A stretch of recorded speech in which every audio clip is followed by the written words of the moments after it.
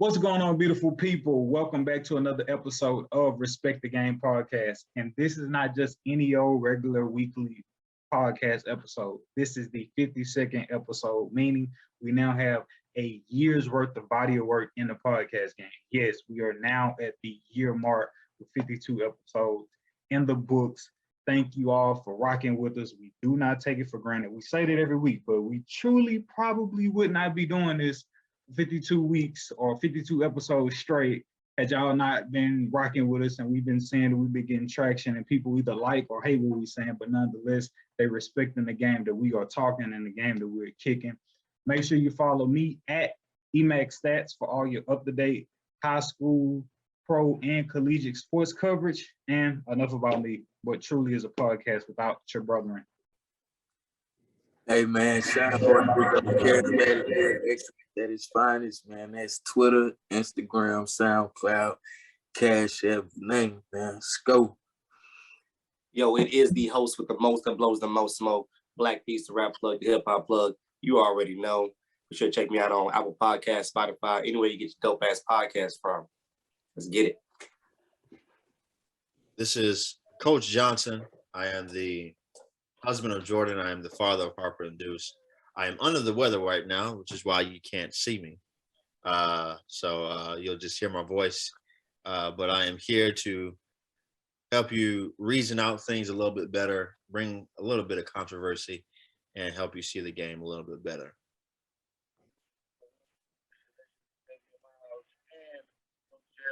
And on behalf of me and my brother, I want to say thank you so much for tuning in. We love you and we appreciate you. Take it away, bro. Right on. So episode 52, we gonna jump right into it. We've built a very nice fan base, I like to believe, off our hot football conversations, our hot football takes. So Sedacious, your Cowboys are looking like they are Super Bowl bound, without question. Should we believe the hype?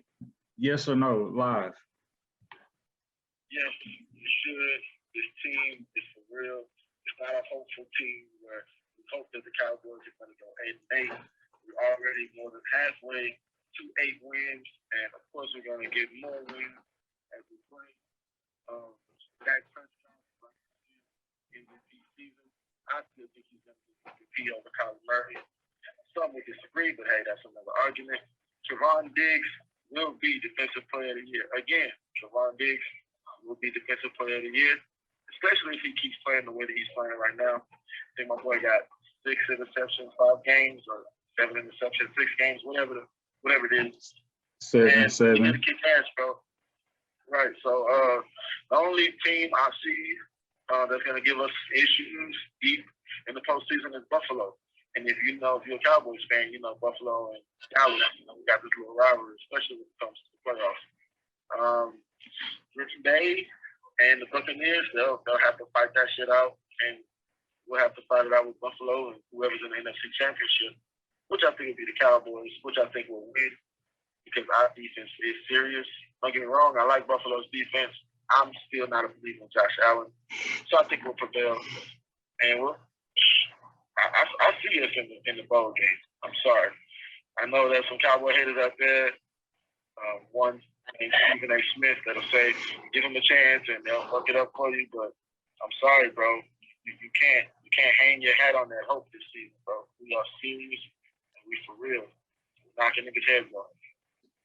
It's still early in the season, bro. Like, we haven't officially reached the first half of the season. But can you foresee any reason that y'all would fall off or do Cowboy things? I don't. Man, I love that Dan Quinn is inputting everybody where he needs for them to succeed.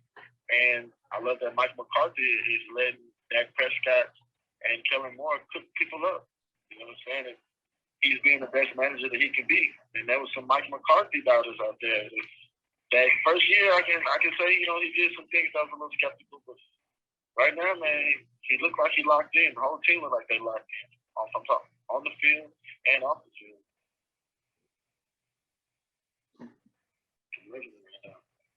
And of course, we're gonna win the division. And once we win the division, we just gotta 4 more wins and win the Super Bowl.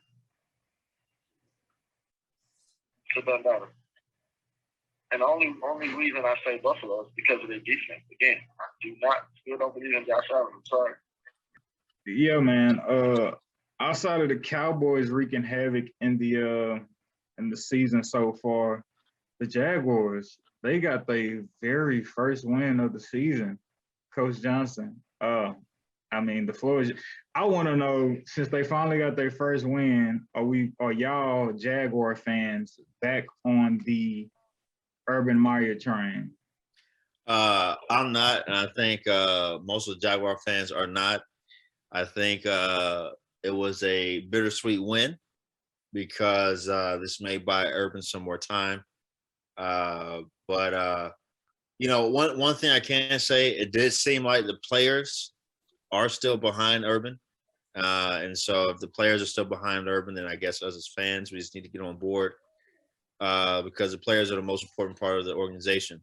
During the game-winning field goal, you saw Trevor Lawrence with his arms around Urban as they watched the kick from Sir Matthew Wright go in for the W. And so, so the players are still with them. Then I guess the fans, we're going to have to be on board with it. But we were able to beat a struggling Miami Dolphins team. This does not mean that we are playoff bound, even though I did say that we would be at the beginning of the year.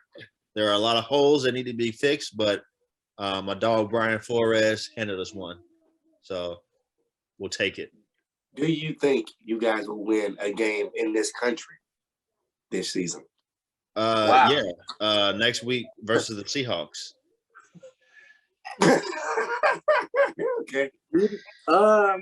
I mean, hey, to be honest, you know what though? You know what? Seattle did have the chop zone, right? Which was supposed to be a part of outside of America type thing there. So because of that, we might be able to win there too and count it as a non-American win. So we may keep that streak going. All right, that's what's up. Sedacious, he about to get out here, so we're gonna sign him out as he get ready to log off. One time for the one time. Say what you got to say, Dacious. Love you. We appreciate you. To my brothers, Coach Johnson, Shine Hard Enzo, Black Peace, E-Max Stats. Y'all keep doing what y'all do. Of course, I love y'all too. Y'all take care. I'll see y'all in a little bit. Respect. Love my brother. Love y'all too. Y'all keep your hands up. All right, bro. Nigga, TVCL nigga. Live free. All righty then, man. So that's that on the Jags. Don't know how many fans may be aware Cam Newton has came out on his Funky Friday vlog series and said, hey, I have now gotten the vaccine. I am vaccinated. And he has also added that he has had quite a few teams reach out to him about job opportunities and coming on, but he says he has yet to find or be offered the right situation. How do y'all feel about Cam finally being vaccinated? Where do y'all, with some of the teams who are already down quarterbacks, where would y'all like to see him? What do y'all think would be a good place for him to possibly land? Seattle Seahawks on line one, please, because Geno Smith is some hot garbage. He gave me all the feels of why he's been out of the league as long as he has been. Or maybe he has been behind Russell Wilson that long.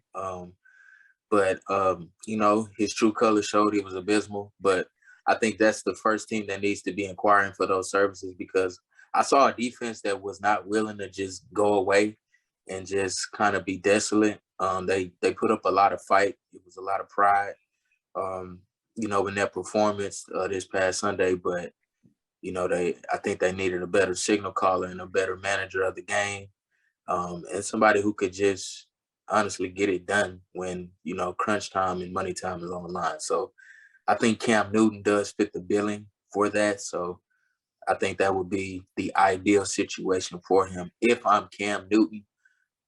If he's willing to accept the fact that, hey, from here on out, I'm probably better served as a backup, or he can have an optimistic viewpoint on it and say, hey, if I ball out while Russell Wilson is hurt, maybe someone will want to bring me along full time, in the next, upcoming year. Who knows? So, but I think Seattle is the best place for him. I feel like, Isaac, I think it's important for Cam to have put out some game film that shows like, hey, as of now, currently, I'm still that guy that can lead a team, just for how fickle some people can be in terms of, well, we ain't seen him in a while. What has he done for me lately type deal. So like you said, I agree with him possibly going to the Seahawks just to be able to indirectly try out for the league for whatever situations might open up in the upcoming offseason. So, yeah. I think another team I like the Seattle Seahawks as well, agreeing with Sean Hart there, but actually we can stay in the NFC West. I think the 49ers need to make a call to to Cam Newton. They're struggling right now. Let him finish. Okay. You said why, Isaac? I said wow. Oh, wow. Okay. Yeah. So their struggles with Jimmy G have always been around health issues. Yes, Jimmy G has not been a top 5, top 10 type quarterback for them, but he's been good enough for what Kyle Shanahan wants to get done inside of that 49ers offense. Is he top 15? Against the Cardinals, they did have success in the QB run game with Trey Lance, but Trey Lance did perform like how Kyle Shanahan had told everybody he would perform, like a guy who still looked like he needed, training more time. Yeah, he needed more time before he can really get on the field and really play well, which is expected because he did play at the D1 AA level, the FCS level, only for a year and one game, and he hadn't really played football in over 2 years. So that should be expected. Now, with Cam Newton, a guy who's been experienced, who can run the exact same offense that Kyle ran with Trey Lance, and he can be a serviceable backup or a serviceable 1-2 punch with Jimmy G, like what the 49ers were doing during preseason. 49ers have to make a big move because they are behind in the NFC West. They have to try to catch up to the undefeated Cardinals, who are making Sean Hart very happy right now and pissing me off every week. And they have to try to keep up with the LA Rams. And really, there's a lot of good teams in the NFC right now, and it's going to be hard for them to try to fight for a wild card spot. So they came in with Super Bowl aspirations, and if they're going to get there, they're going to have to make a big move. And so adding Cam could help them put points on the board and outscore what their defense can't stop. I know you about to get off shortly, Coach Johnson. This is I don't know, Darnell. I know you was a little fidgety about the San Francisco. You have something you want to add on that? That was just a Super Bowl pick, and I was a little bit like, what do you need extra help if you feel like they're gonna win a Super Bowl? But me personally, I feel like Hampton, because they need to stop giving him golden opportunities. They need to start from the bottom. I need to go play for the Jets, the Bears, somebody that sucks, in my opinion, or is struggling. I don't think he needs to be put in a great position. Nothing about his game has said great position, like I've earned it. Like the one time he was in the great position, he choked. Hate him or love him or whatever. I'm more neutral on the stands when it comes to Cam, but I haven't it's been said before, like what has he actually done to say he deserves a chance at a championship? He had a chance when he was playing stellar and he choked up. So what do you think he's going to do now that he's more slightly worn down to a certain extent? It just feels funny. Did he get hurt that following year after they went to the Super Bowl?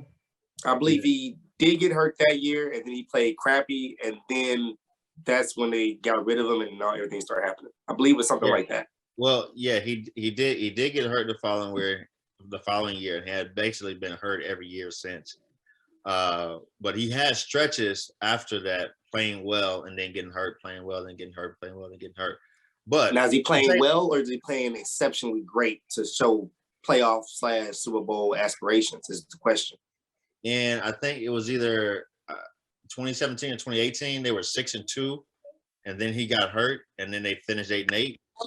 So I mean, he's had stretches where he has looked very good, like he is capable of leading the team to the playoffs and maybe deep into the playoffs.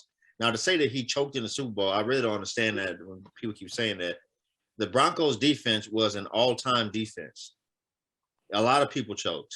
They carried their team, who had a quarterback who led the league in interceptions that year, to a Super Bowl. That was an all-time defense. They made a lot of quarterbacks choke. So to talk about, there are a lot of people on that team that choked during that game. So to blame it on Cam, I mean, I hate having to come over here to be a Cam defender, and then also too, talking about him having a premium opportunity, you now have a premium opportunity with the New England Patriots. The reason that they spent $150 million in free agency was because they understood that they didn't have that great of a team. They had a lot of opt-outs of COVID. They didn't have weapons. He didn't have a premium opportunity with the Patriots. So, is Cam deserving of a premium opportunity? Maybe, maybe not. I don't know. But, hey, go start at the bottom with the, 1-5 Jets or, just 1 year. I mean, he may not have that much time depending on how you look at it, but just 1 year. I get it, but I mean, what's that going to do? What's that going to do for him if he still believes that he is a top 32 quarterback, that he deserves to be a starter in the league? Him going to a crappy team in a crappy situation is not going to help him put out the best film. He did that last year. He didn't put out great film. So he should go somewhere that has a good situation. Doesn't have to be best, but has a good situation that he can come in, he can look good enough to where another team can say, hey, we have the pieces around him. We have the pieces available, and he can come in and help us out. Another team actually that might want to take a look is the Denver Broncos, because Teddy Bridgewater looked great versus 0-9 teams in the first 3 weeks, and then after that, he got a concussion versus the Ravens, and then old Teddy showed up. And so, the Broncos, yes, they're dealing with some injuries, but we holding concussions against niggas now? No, I mean, I'm not trying to hold that against him. I'm just saying, maybe the Ravens knocked him back into who he was. I don't know.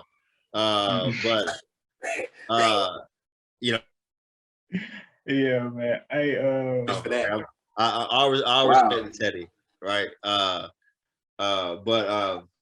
As you proceed to disrespect them, but go yeah, off. as I proceed to disrespect him, I respect him.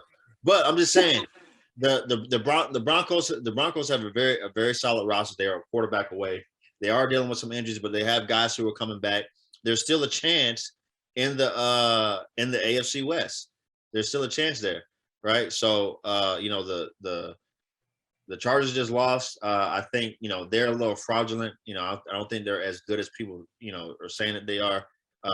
They've had a lot of positive luck go their way, so I wasn't surprised at their loss this past week. So there are teams there that they could try to make a splash and say, hey, look, listen, we have enough around the quarterback. We just don't have the quarterback put together.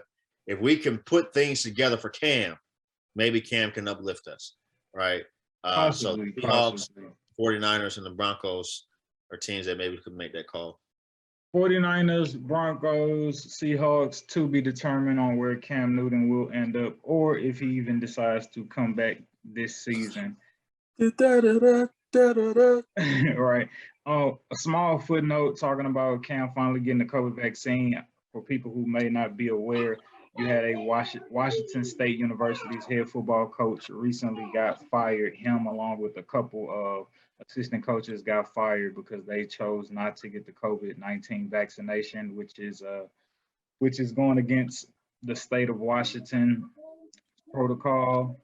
So just a footnote. Also talking about vaccines, you have the Kyrie Irving situation. As we are filming this episode, it is the opening night of the NBA the Brooklyn Nets are opening up against the Milwaukee Bucks. Kyrie Irving is not on the floor, and he will not have anything to do with the team until he decides to get the COVID-19 vaccination, which is a part of New York City's COVID health protocols for people working and being inside of buildings and all of that medical jargon. Hey, real quick, Edward, before you move on, I wonder for the college coaches at Washington State that are getting fired. I wonder if that's going to go silently because as public, that's a state university. So as basically as public employees, public sector employees, they should have more protections than private sector employees, and so I wonder what's going to be how that's going to go over the next couple of weeks or so. Yeah, he's the coach, the head coach, Nick Rolovich. He is actually the highest paid employee in the state, making $3.2 million. And most of the college coaches are. Well, yeah, obviously, yeah, you're right. I don't know, Christian. I don't know if that may have more so to do with maybe the school pushing them out or saying like, hey. Well, yeah, I understand that, but still, public sector employees are usually have more protections around them than private sector employees. So there's usually it usually takes a lot more for public sector employees to get fired. So that's why a lot of these college coaches even when they're sucking, it takes a long time for them to get fired because they got fired for calls and all that kind of stuff. So and then a quick pivot on the Kyrie Irving situation. I know you said something about until he gets the vaccine, then he'll be eligible to return to the team. I want to take that a step further, just a little bit. Due to the recent actions by the Nets, all things would kind of point to them moving forward this year and beyond without Kyrie. And the reason I say that is because they have also came out publicly and said, we are no longer extending or willing to extend Kyrie Irving. Yeah, which says to me that you can get the motherfucking vaccine if you want to. Cool, we'll use you for these next, year and the next year after that. But after that, brother, we really the main and then it's come out reports just as recently as a few days ago that James Harden was the ultimate insurance policy, in being that they were very reluctant to begin with that, hey, this guy isn't reliable for non-basketball related reasons. We don't know if he's going to feel like playing. We don't know. And I love Kyrie. I actually stand with him. I would agree with his stance on not being able to force people to do things, but mandates are mandates, laws are laws. That's to be, debated at another time. But real interesting situation, bro. Taking a little piece away from that, Isaac, stay with us, Christian. We're not going to bore you with basketball. We're still talking about COVID. But taking a little piece away from that, Isaac, also, one could also think about, I heard this perspective that, hey, this may just seem like Sean Marks, the GM for the I want to say New Jersey, Brooklyn Nets, and Steve Nash just letting their nuts hang and being like, we ain't dealing with that. However, that them making that stance can also be a derivative of them going to the two pillars of their team, i.e. Kevin Durant and James Harden, saying, hey, if we make this stance publicly, are y'all going to support it? Or, hey, this is how we feel trying to move forward. Kyrie don't want to do that. We're not going to hold that against him. Can we have y'all blessing in doing that? And them actually doing that could also be indirectly, or, whatever coded language you want to put it as Kevin Durant and James Harden being like, yeah, we ain't got time for that. Let's just move forward with who we got. So, I mean, so, yeah. So, who knows what how the season shall unfold as it relates to Kyrie Irving, whether or not he does take the COVID vaccine. Um, he Kyrie Irving did come out last week basically saying, I guess the reason for him not necessarily taking it is because he was under the belief through talking to whomever that he was going to be able to navigate through the league, so on and so forth, not taking it. But I think it's removed itself more so from being a league situation and more so like that the state, New York State, policy and like you being in arenas and locker rooms and so on and so forth. Right. So yeah, to be determined. Cam did what he had to do. He took the vaccine. To be determined on whether or not Kyrie decides to take the vaccine, and if he will decide to take it too late. Whereas the Nets is like, sorry, not sorry. I mean, we could trade you for some pieces, but like we're gonna take this. Boy, if they made me do that, and I had to get that hoe anyway, come on, man. They gonna burn that bridge. If they already low key removing a few bricks off of that motherfucker slowly but surely. Right, that Brooklyn Bridge.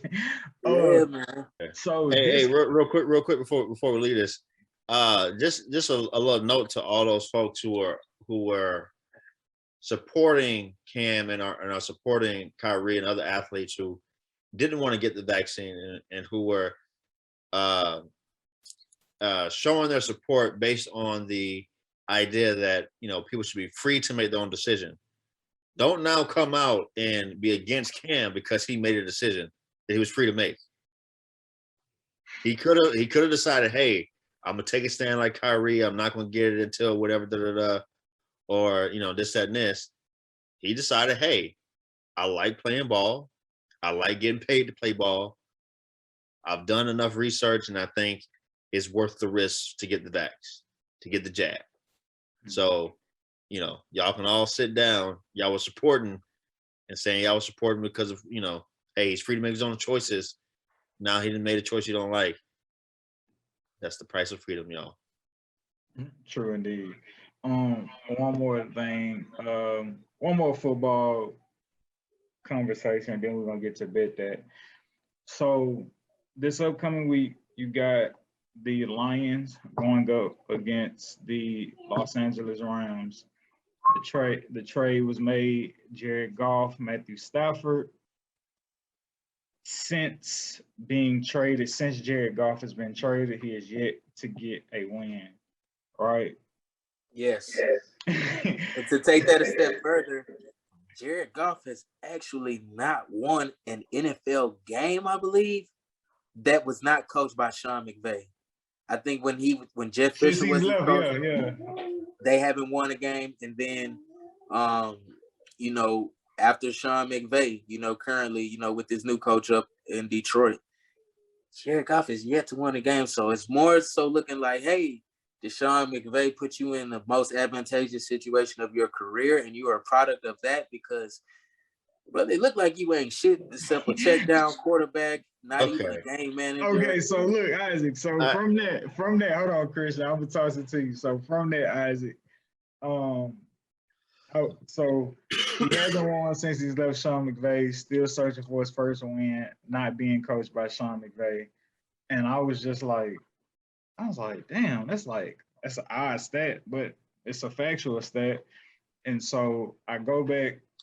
I can't act like I remember vividly that NFL season when they made it to the Super Bowl.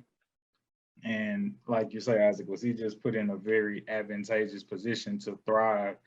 But then you go to that Super Bowl, and it's just like you at the realm of as a quarterback, like you couldn't, you was only able to march your team up the field to get a field goal, losing 13-3. All right, so taking all of that encompassing, Christian, you sound like you were coming to the defense of Jared Goff. See how? Okay. Hold on. Was Sean McVay right in the first place or wanting to get rid of him? Yes. Yeah. But yeah, so yeah. I just wonder because I know we talked a little bit about that game, Christian. It was just like that was just like a beautiful test match of like defense, but it's just like you can't get us a touchdown. Like all we can get is a field goal off you found in the Super Bowl. I know it's Bill Belichick's defense and all of that, but yeah. Yeah. So for those of us who actually watched the game, who do remember it, Jared Goff actually did throw 2 touchdown passes that were dropped by Brandon Cooks. So they did have that. Now, Okay. You know, both quarterbacks actually struggled that game. The great GOAT Tom Brady also struggled that game too. But outside of that, you know, comparing Matthew Stafford and Jared Goff, this whole conversation about, Jared hasn't won without Sean McVay. Listen, it is a team game. Everything matters. Is Jared Goff good enough to just carry a team? No, everybody knows that. That's why he got traded. But is he so bad that he is trash and needs everything perfect around him to get a win? No, he's not that bad. He's not that bad. He's actually played pretty darn well for the Lions, has put them in position to win 2 games. And, you know, just the variance we've talked on this show this season about the variance of this in the NFL. I mean, hey, you get somebody to kick a NFL record field goal on you and doink it, and it just happens to doink the wrong way, and you lose a game. Okay, they should have won that one. You go in and you bring your team down. You put your team in position to go up against the Vikings with 20, 30 seconds left. You know, hey, you can't play defense, right? You can't play defense. You bring them in 30 seconds left. Hey, defense, come on, hold them for 30 seconds so that they don't kick another 50-plus yard field goal on us and be the only team in NFL history to have 2 50-plus yard field goals kicked on them. Game-winning field goals kicked on them in a 2-3 week span or whatever. So hey, he's been right there with a team with let's also remember this. Outside of his time with Sean McVay, can anybody name the receivers that he's throwing to? When he was with the Rams, he was throwing to, guess who his best receiver was? 5'9" Tavon Austin. Tavon Austin was his best receiver. And Kenny can't catch Britt. His receivers now. Now, no, that was a long time ago. His receivers now, who are they? Let's name them. I'll wait. Exactly. Hold on. You got Robert Woods, Cooper Kupp with the Rams. You got D-Jack that Stafford's throwing to right now. I mean, so hey. Here's my thing to that Christian, right? So I feel where you're coming from. Like, who is he throwing to? But like, I think it's a team game. Yes, it's a team game. But like, when like you use like the slogan, like, who is he throwing to? Like, I hang my hat on the fact, these guys may not be great. It's not like Tom Brady always had a Randy Moss. So it's just like, we can't name who his quarterbacks are or who his receivers are, but that doesn't take, like, these are still professional athletes who I don't think they would have made it this far in the league if they didn't know how to catch a football. That's true. I'm not calling him Tom Brady. I'm not calling him Aaron Rodgers. I'm not calling him Patrick Mahomes. He is not I don't know who's the worst quarterback in the league right now. Whoever the worst quarterback in the league right now. Oh my God. Jared Goff is not the worst quarterback in the league right now. I know, but he's not Drew Lock. He's not Bill Taylor Heineke. Said the old adage, you are what your record says you are. No, you're not. That is a lie. 42-20 with Sean McVay, 0-13 without him. Thank you. What is that? That sounds like a Jared Goff problem. Not an elite thrower of the. It is a Jared Goff problem that Jared Goff is not a generational talent that we all know. Should he have been the number 1 pick that year? Probably not. Probably not. The best quarterback in that draft is Dakota Prescott. He was the best quarterback in that draft. Okay. No one knew it because he was struggling at Mississippi State, whatever. I don't know. But he didn't struggle at Mississippi State. He just was. I mean, the school struggled. talent. The talent around him wasn't that great, so Mississippi State as an organization struggled.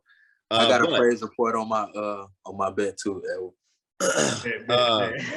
But Jared Goff is a good average NFL quarterback who, like any good average NFL quarterback, needs the right things around him to be good.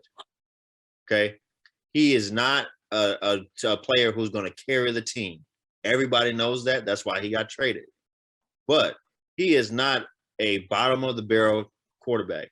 He's a quarterback that you can win with. He has even elevated some of the players that they have. They don't have a lot of good skill players on either side of the ball. They got DeAndre Swift and TJ Hawkinson. TJ Hawkinson is good. He's not that great of a tight end right now. He's good. So, I don't know. I mean, I hate this conversation because there's a lot of reasons why he's not winning there. A lot of reasons why he's not the reason.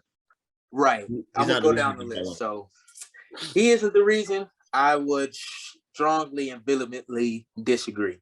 I'm not saying he's the sole reason, but he is a large part of the reason. So if we're gonna give quarterbacks their lion's share of the praise when things are going great, we assuredly will give them a lion's share of the blame when the shit is going up Shit's Creek.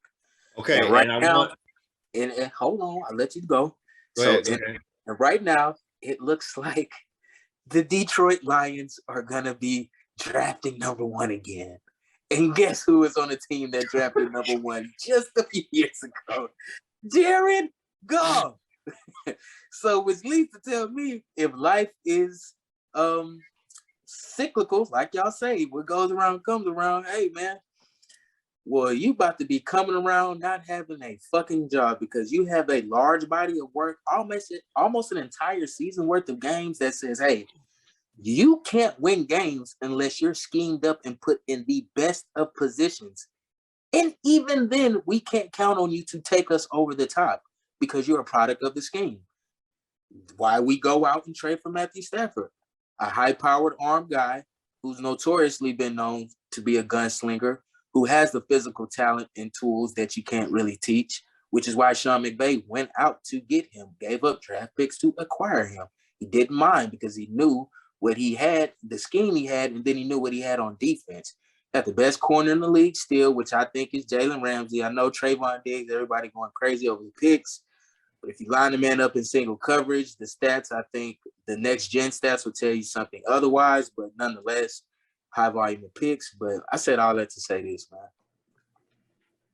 It's okay, brother. Jared Goff ain't who you think he is. I don't know who fuck you think he is, but whoever you think he is, he ain't that. And I ain't saying he's a bad player. I just don't think he's particularly good. And also, too, I think, and I'll let you, you could talk about on it, Christian. So it's just like, all right, he's not at the bottom of the barrel, right? But he ain't good. He ain't the top of that motherfucker either. Right. So it's just like, but at some point, right, like you play to win the game. In some instances, like you a franchise, you're trying to win a championship. And after a certain period of time, when you're trying to win a championship, it's like either you are You're helping us do that. You're helping us get there, or you have championship potential at the quarterback position, or unfortunately, that bottom of the barrel is just big as hell after the top 10 quarterbacks in the league. And there's no medium average in between. Like, this is just that big ass barrel that, like, yo, you just can't win with these guys. And it's unfortunate. I mean, people would try to call them trash. You may be average, subpar, below average, but you're still in the bottom of that big ass barrel of the NFL when you talk about teams who actually have a championship potential year after year after year after year after year. I think my issue with this, and I've been, there's always the, Christian, the flip-flopper. I've been very consistent on this. If there's anything I've been consistent on, it's been this point. I still believe that football is a team game, right? And what? I'm sorry, Christian. I was listening to you, bro, and this may be breaking news, but I was totally under the impression that Klay Thompson was going to be playing opening night. No, nigga, he ain't playing till Christmas. That's so. I'm over this. I'm so depressed. Oh my god! I'm so ready to see them at full strength, bro. Oh my god! All right. Yeah, him and Jordan Poole attached to that as well. I would put Klay at the 3 and let Jordan Poole keep starting at the 2. I think that's going to be extremely potent. Or if you I'm get so ready to see them at full strength. I'm sorry, Christian, bro. You got it. You got it. Yeah. Yeah, so I've been consistent on this. I still think that football is a team game, but you need a full team, right, quarterback included, to consistently win games and challenge for championships every year. There are teams, and there will be teams every year that fit that mold, that have a good team around a quarterback, most often around a quarterback on a rookie contract, right, which Jared Goff was in 2018 when they went to the Super Bowl. That put a team around a good quarterback and make it to the Super Bowl or make it deep into the playoffs. The problem with Jared Goff, and the same with even Carson Wentz and other quarterbacks, this is a problem that Baker Mayfield's having right now, is that once that rookie contract is up, how much should we pay you? How much was it you, and was it the rest of the team? Can we take you out and put in the next guy that you say that's in the bottom of the barrel, Edward? But there's a tier of quarterbacks underneath that top 10 or top 8 or top 5 guys. Yeah, it's some average guys in there that are average. That are the Jimmy Garoppolos of the world. Hey, yo, no. I mean, hey, you want to check somebody's record? Check Jimmy Garoppolo's record. That nigga has been the product of great positions and great. Hey, am I arguing with you? That's what I just said, right? I know. You put an average guy inside of a good system, and he can make it work. That's what I think Jared Goff is. Yeah. Huh? I.e. Baker Mayfield. I don't think Baker Mayfield is supremely talented physically, but I think he's competitive enough. He's a leader of men, and then he's accurate to where you can win a championship with him at the helm if you have great, surrounding cast around him, which he does. Exactly. Yeah. Exactly. So I think Jared Goff is in that tier. He is not in the tier underneath that where a Sam Darnold would be, where a Drew Lock would be, where Sam Darnold been having a decent year so far, but that's tough. I mean, the past couple of games haven't been decent. I'm not. Let me ask you this: if you put Sam Darnold in that offense up there in San Francisco, do they win more games than they've been winning? I think the answer is yes. And the offense, I think he's better than Jimmy Garoppolo, to be honest. No. Oh. What? No. Check the numbers. If you being put in a different system, the numbers only have so much. He's in a great system right now. It's Joe Brady. Joe Brady right up there. I would put him as one of the elite play callers in the league. Can we agree that the Niners are more talented than the Panthers offensively? Minus Christian McCaffrey. Are they more talented? Really. Not really. Okay, you got okay. Debo Samuel, All-Pro tight end, and Kittle, who's hurt currently. Debo Samuel, who's coming along. Okay, let's go. Debo Samuel, DJ Moore, about what? I would say Robbie Anderson. Robbie Anderson is better than Brandon Ayuk. Tight end, okay, you got Kittle. But the guy Tommy Tremble is going to be very, very nice. Kyle Juszczyk. Don't compare him to George Kittle, bro. Let's not do George Kittle like that. Okay, he's not a George Kittle right now, but George Kittle, like you said, I don't think he has the potential to be George Kittle. Let me just put that out there for the record. Okay, he'll be that next tier. Okay, he's not going to be a top 3 tight end. Maybe I don't know. Fucking tiers, man. He ain't shit. Go on. He's a rookie right now that looks very, very good. That's the reason why they traded Dan Arnold, because they wanted to get him on the field. That's why they traded him to the Jags. But he has a lot of great weapons around him. In Carolina, and I mean the rookie Terrence Marshall Jr. He has a lot of good weapons around him and a great play caller. Who has not been doing shit this year. They have not called his number. He has not been involved in the offense. I've watched some Panthers games, and he's not getting nearly as many targets as I thought he did. But go off. It's because everybody else getting targets. No, because DJ Moore, the only person that they fucking throw to on offense. I've seen it. DJ Moore gonna get 13, 14 targets a game. He will. I mean, also too, that could be a product of Sam Darnold. He could be like, hey, this is all I'm looking for. You know what I'm saying? But I mean, you know, that also shouldn't be a surprise to us. From, you know, Joe Brady did this a lot with LSU. Whoever he thinks is the best guy, he's gonna get the best guy to targets. So DJ Moore got a lot of targets, even with Christian McCaffrey on the field. CJ and Christian McCaffrey were getting a lot of targets, a lot of touches. Robbie Anderson would be the third on there, and so, you know, now without Christian McCaffrey, they go to DJ Moore a lot. But I mean, they have a lot of talent over there, man. So you know, you muted Edward. Do y'all think the best team, I guess 9 times out of 10, always wins the Super Bowl every year? Or do y'all think sometimes a team, they just may have, they may just lean heavy with 1 or 2 really good and or great players that are just different makers in terms of being playmakers? I think it's a such thing as getting hot at the right time. And I think the perfect team or example of that would be the New York Giants. You can pick the year, either 07 or the 11th season. But I just think a team catching spark and catching that fire at the requisite time means everything, right? Having it all start clicking at the perfect time, you know, is everything, right? Because we live in a league, you know, where timing is everything, and, you know, it's what have you done for me lately? And if you hot right now, as opposed to, well, they were rolling the first 8 games of the season, but you start rolling the last 7 or the last 4, you know, that could be the momentum that you need that could, you know, quite literally propel you to a championship. So I don't think all the time the best team wins. But I think most times they're not the team that is, I won't say the hottest, but I'll just say this. Not all the time does the best team win, because if you ask me, is that New York Giants team that won in 2007 better than the Patriots team that they played against?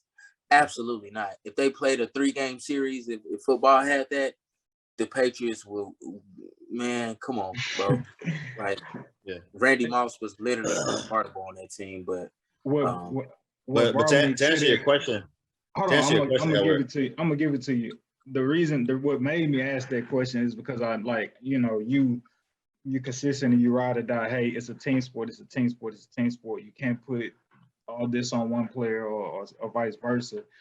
And I just look at the game in terms of just like, I agree with you. Yeah, it's a team sport, but like sometimes one half of the team ain't really pulling their weight, and you need 1 or 2 guys on whether it be defense or offense to be able to like shoulder the weight. Am I my brother's keeper? You know what I'm saying? So yeah, it's a team sport, but that doesn't always mean that both teams are going to always, a team on a team, both sides of the ball are going to always shoulder their particular weight. You know what I'm saying? So that's what made me put out that question. But to you, yeah. I understand where you're at, but, you know, the way you asked it at first was, you know, hey, could 1 or 2 guys, you know, carry the whole thing? Maybe 1 or 2 guys could be exceptional enough to where they could carry a side of the ball, right? You know, almost like the Giants, right? You know, you had really basically for those Giants teams, the defensive line carry the whole, you know, side, defensive side of the ball, and then offensively, Eli Manning just went on stretches of great runs there, but he did have, you know, weapons to kind of throw to. But even though both sides of the ball may not be great, kind of like what Schottenhart is saying, both sides of the ball have to as units bring the team up to a certain level to where they can play together, complementary enough to make things happen. And we've seen that with the Patriots throughout all their Super Bowls.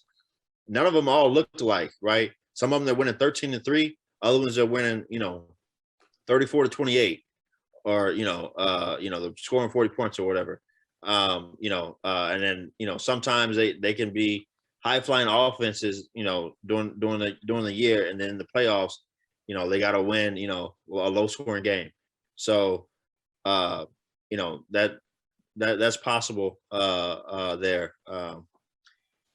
But it's a team game. It's a team game. The best teams win, and it does take great players to make a good team. So I'm not saying that you can have average players to make it a great team. It does take great players, but the team as a whole wins the game. Bet that. Hey, man. We back at that time. Sean Hort Izzo segment, man. Bet that. Y'all get your money. Y'all get your coins right, man. And y'all vibe with me one time for this list and this segment of Bet That with yours truly. All right, Hort Izzo. All right, let's get into it. Let's get into the stardoms this week. Aaron Rodgers. Look for him to have a huge game. I'm thinking not so much in the realm of yards, but this could be a huge touchdown day. I believe he is going up against the Washington football team, which has been a shit show all year in regards to defense. They did start out strong the first couple of games, but Aaron Rodgers being a surgeon with the football, look for him to have a huge game. I'm predicting 3+ touchdowns for sure, handedly. Let's get into our next player. We have a surprise player that you may not expect to have a huge game, but look to start this man, Darrell Henderson, running back for the Los Angeles Rams. I'm thinking he's going to have a good day. I believe the team that they're playing is 31st against the running back in fantasy. So that's always good when you have a bottom tier team that can't stop the rush. So look for Darrell Henderson to have a pretty big day in fantasy. He'll probably get somewhere north of 15, 16 carries, and he may have over 100 yards with a touchdown by the end of the day. And then some surprising sit-ems. I don't know if it's surprising after this week, man, but hey, man, if you got Tyler Lockett in your fantasy, probably want to sit him down on the bench. Geno Smith is showing us why he's been a backup since he's gotten the league. And Tyler Lockett ain't got nobody to give him the football, so please sit him on your bench. If you want, get another receiver off waivers, because Tyler Lockett is not going to have the best game for you this week. There you have it with your Bet That. As always, if you bet, make any bets based off. Win, hit me up if you lose. Hey. Yeah, man. Make sure you break bread with our brother, man, for putting y'all up on game, putting a little change in your pocket, But yeah, again, this is our 52nd episode. This is our year anniversary episode. We got a year's worth of body work in the podcast game. We thank all of y'all for rocking with us for so long. Episode 100, we are on our way. Again, we're going to get better. The content is going to get better. The conversations are going to get better. Whether you hate them, whether you love them, you're going to always respect them. We stand true to that. And yeah, man, I sign out with this to anyone. As we sign out, I shall say to you, kill yourself in practice so the games will feel like heaven. God bless you, beautiful people, and we will see you next week.